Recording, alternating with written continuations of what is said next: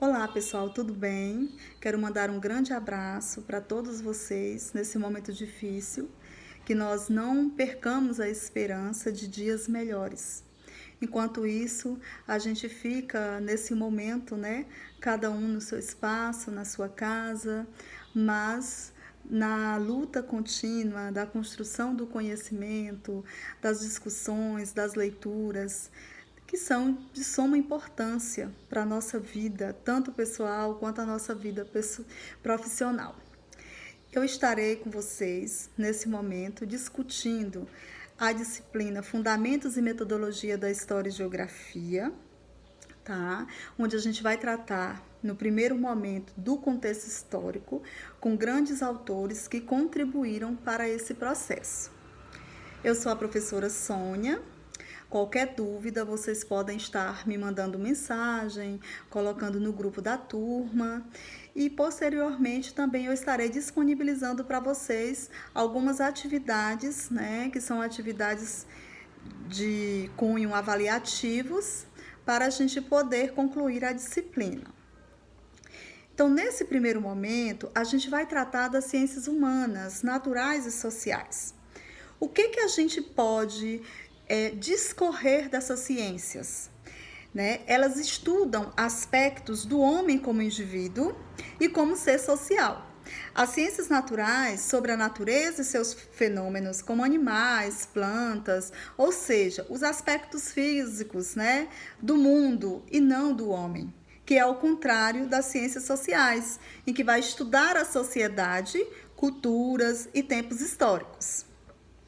As ciências naturais, ela tem como objeto de estudo a própria natureza, uma realidade exterior ao homem, em que o sujeito do conhecimento, que é o homem, se põe fora dela para estudá-la nas ciências humanas.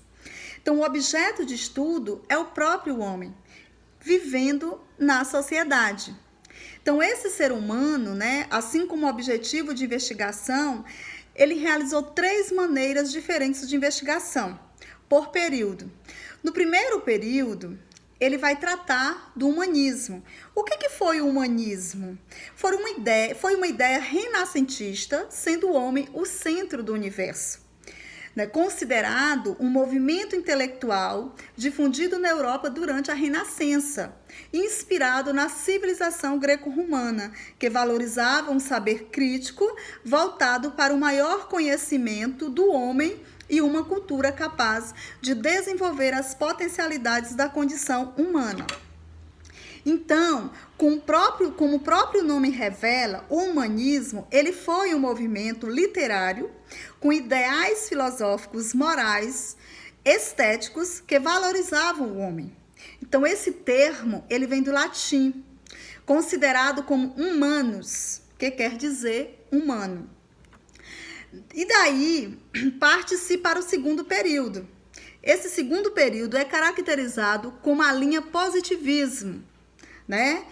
Que trata desse positivismo, que vai ser iniciado por Augusto Comte, onde a humanidade ela vai atravessar 3 etapas progressivas, que é a religião, a metafísica e a teologia, para chegar até a ciência positiva. E esse positivismo, ele procurava como as leis, não porque as causas filosóficas, Deus, natureza, né, de todos esses fenômenos. Assim, por exemplo, na visão de Aristóteles, ele colocava como exemplo, qual é a causa da queda dos corpos? Daí vinha Galileu com outro exemplo interessante e dizia, qual é a lei da queda dos corpos?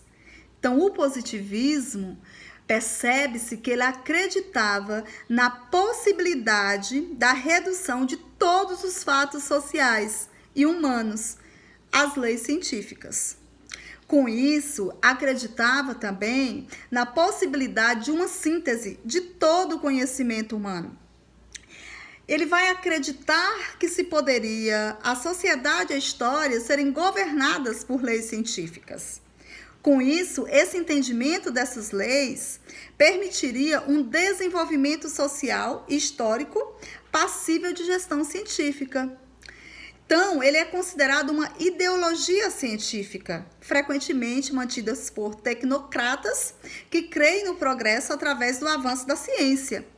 E isso dá-se uma ideia que desemboca, em concepções morais, hedonistas e utilitárias, que geralmente buscam o desenvolvimento econômico como fim em si. Daí, esse positivismo, ele traz, como descendente do iluminismo, vai surgir como uma reação contra o idealismo. No século XIX, que foi uma época das maiores descobertas do campo empírico, fruto do positivismo de seus seguidores, essa época também retrata grande satisfação dos homens do dinheiro, da cultura da época. Pois a tecnologia, ela começa, a intensificar uma industrialização que é ainda incipiente.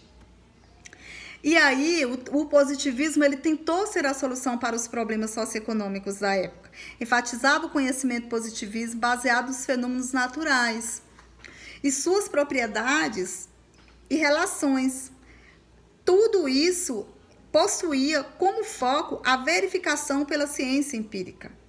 Então, as ciências exatas em si, elas eram tomadas como modelo de toda atividade teórica ou prática.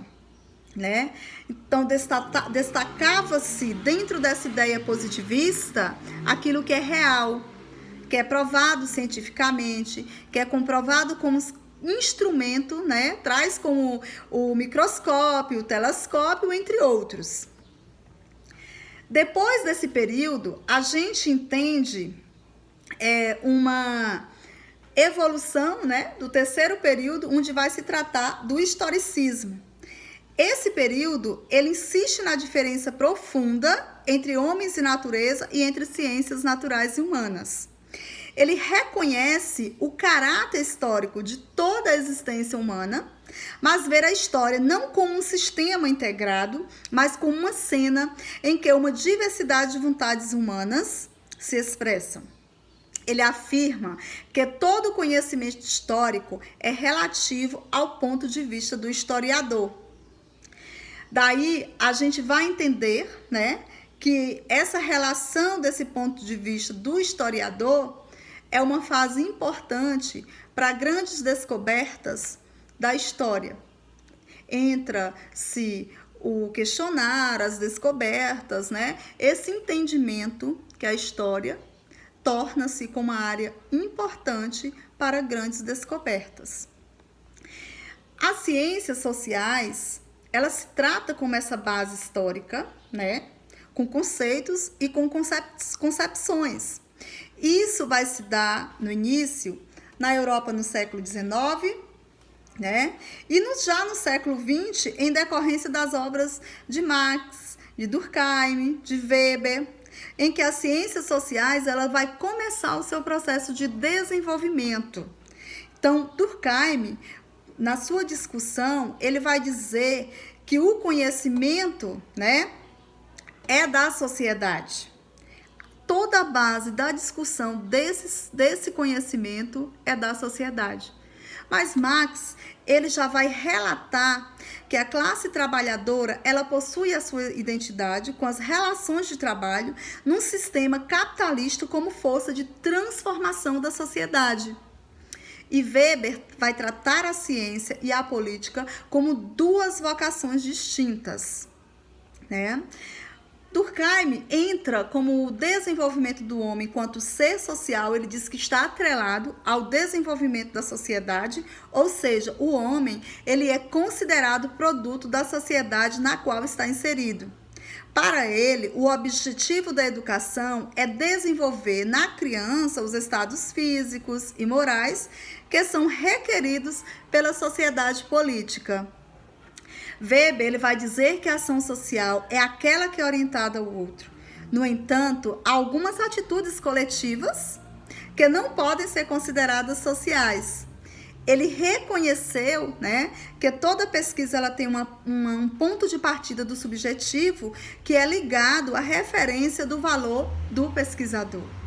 Mas entendeu que este dado não destruía a objetividade da ciência. Então, cada estudioso, ele tem uma visão diferenciada dessa sociedade no desenrolar, né, do desenvolvimento da ação do homem sobre o tempo, sobre sua história e sobre a construção dessa sociedade ao longo de uma vida, né, ao longo de um tempo. E isso nos faz refletir sobre a importância do estudo das ciências sociais, né? Como elementos de objeto de estudo, a gente traz também o referencial curricular nacional para a educação infantil, que hoje muitas de suas informações elas estão dentro da nova proposta da BNCC, da Base Nacional Comum Curricular, que é o novo currículo a ser discutido hoje na sociedade, tá? Então, traz também essa ideia, né, que estudam sobre a natureza e sociedade, sendo fenômenos naturais e humanos. Então, vai constituir a superfície da Terra, as relações do homem com a natureza, as paisagens, as mudanças climáticas, espaciais, sejam elas temporais, e a preocupação do homem com o meio em que ele vive. Trata também, dentro do aspecto natural e social, do espaço em que nós estamos inseridos enquanto sujeitos, enquanto seres humanos. Dentro dos aspectos econômicos, sociais, culturais, políticos, históricos, filosóficos, sociológicos, da vida humana. A vida na Terra, enquanto meio ambiente em que vivemos, a vida dos animais, as plantas e tudo que o homem produz. Então, esses elementos da natureza, como o clima, a água, a terra, a vegetação, a urbanização, os recursos naturais, ou seja, as relações entre o homem, natureza e sociedade ao longo da história da humanidade, vai sendo construída, né, nessa linha de pensamento a respeito do ensino das ciências sociais, como abordagem na história, que perpassa a investigação, observação do contexto histórico, social e cultural no qual a criança está inserida nesse meio, para a compreensão dos costumes de diferentes culturas e as normas da vida em sociedade. Então, quando a gente passa a discutir, né, o ensino das ciências sociais, tanto na educação infantil quanto no ensino fundamental 1, nas séries iniciais do ensino fundamental, a gente não pode deixar de construir a ideia de que todo povo ele possui a sua cultura. E dentro dessa cultura, ele constrói a sua história. E essa história ela precisa ser respeitada. Porque no entendimento dessa construção ideológica, né, dentro do seu espaço, de suas vivências, entende-se que não existe cultura mais pobre, nem cultura mais rica. Então, até o próprio ensino de história, numa visão filosófica, ele vem quebrando esses estereótipos, né, de entender que toda cultura ela é rica, toda cultura tem o seu valor e precisa ser respeitada. Então, porém, nós não podemos construir uma visão fragmentada de ensino. Nós temos que ter uma composição dos currículos, né, com programas tanto da educação infantil quanto do ensino fundamental 1. Dentro disso, respeitar esses espaços, que é uma fase, né, uma parte que está inserida no currículo, que é a parte diversificada e que a gente precisa, enquanto professor, ser um professor estudioso, pesquisador dentro dessa área, para saber como tratar desses currículos na sala de aula. Então, esse estudo, essa valorização, esse respeito a essa parte diversificada, ela vai muito além de um mero ensino conteudista, repetitivo e vazio, sem conexão com a realidade concreta vivenciada pela criança. Então, nós precisamos construir esses espaços de valorização e respeito pelo saber da criança, pela sua cultura, pela sua diversidade. Porque essa criança, né, ela vai construindo seus espaços dentro de uma sociedade como sujeito ativo nesse processo, tá? Então, ela é um sujeito social e histórico. Então, como todo ser humano, ela faz parte de uma organização familiar que está inserida na sociedade com uma determinada cultura em um determinado momento histórico. É profundamente marcada pelo meio social em que se desenvolve, mas que também o marca, né? Muitos documentos, resoluções, eles já tratam disso, dessa valorização e reconhecimento dessa criança como sujeito de uma sociedade. Então, tanto o professor de educação infantil, quanto o professor das séries iniciais, né, ele precisa ter em mente que a criança, ela é um sujeito social, histórico, que se relaciona com o meio em um determinado tempo e espaço, com linguagens e estratégias próprias. Isso é de fundamental importância que esteja inserida na proposta pedagógica da escola, no seu planejamento diário, semanal, mensal, que você reconheça essa importância dessa criança, desse adolescente como sujeito que está inserido nesse processo. Então, ela é um ser histórico, né? Sendo a história, ela marca as relações humanas no tempo e no espaço. Temos essa consciência de que o universo infantil, ele tem deixado sua marca histórica no mundo. Que nós, enquanto professores, né, não podemos planejar as interações com essa criança, enxergando ele como um adulto mirim, como um adulto em miniatura, né? Ele tem o seu espaço construído a partir de suas vontades, de suas imaginações. Então, ele tem uma bagagem cultural infantil dentro das suas necessidades, da sua idade. Então, nós não podemos nunca cair na armadilha de se pensar que a criança pequena, ela não possui suas próprias concepções e suposições, né? Na verdade, a respeito da realidade natural social que a cerca. Então, a criança possui, sim, suas concepções, tá? E daí, ela vai construindo a sua identidade e cultura, né? Então, a identidade, por exemplo, é um conceito do qual faz parte a ideia de distinção, de uma marca diferente entre as pessoas, a começar pelo nome, seguido de todas as características físicas, de modos de agir, de pensar e da história pessoal. Sua construção, ela é gradativa e se dá por meio de interações sociais estabelecidas pela criança, nas quais ela alternadamente imita e se funde com o outro para possuir diferenças, né, do que ela segue, dos seus desejos ou do que marca a sua história e a sua vida.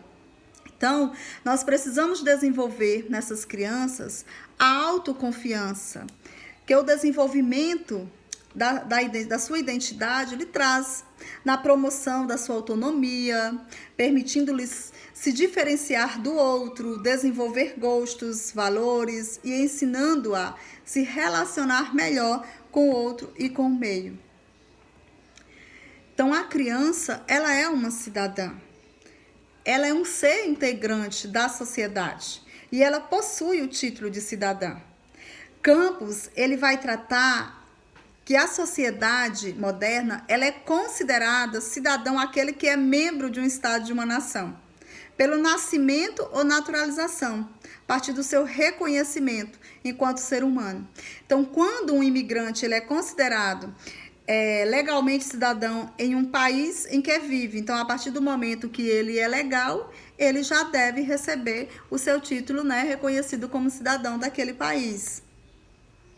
Né, os artigos também 4 do Estatuto da Criança e do Adolescente, ele vai dizer, né, que é dever da família, da comunidade, da sociedade geral e do poder público assegurar absoluta prioridade à efetivação dos direitos referentes à vida, à saúde, à alimentação, à educação, ao esporte, ao lazer, ao respeito, à liberdade, à convivência familiar e comunitária.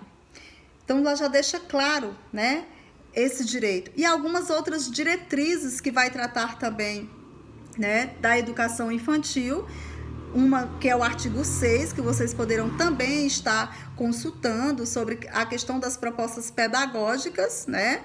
Onde vai respeitar alguns princípios éticos, políticos, estéticos, tá? E daí vem o quê? A relação da criança com a natureza. Então, a criança, ela é um ser natural. Ela está intimamente ligada à natureza, principalmente devido à sua necessidade de conhecer o mundo no qual ela pertence. Então, assim, desde muito tempo mesmo, né? Isso já se enxerga a criança como esse ser que precisa ser respeitada e valorizada, desde muito pequena. Já se utiliza também alguns métodos de observação, né?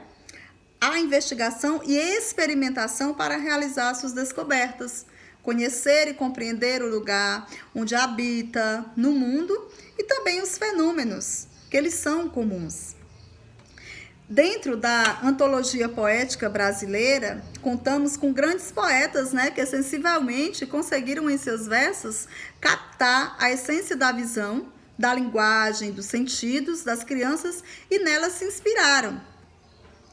Então, um exemplo que eu vou colocar para vocês aqui agora, que é um poema bem interessante, né, onde ele caracteriza essa diversidade da criança, né, essa liberdade também dela e a realidade do meio em que ela está inserida, né, que é um poema do Pedro Bandeira, onde ele vai colocar: vai já para dentro, menino.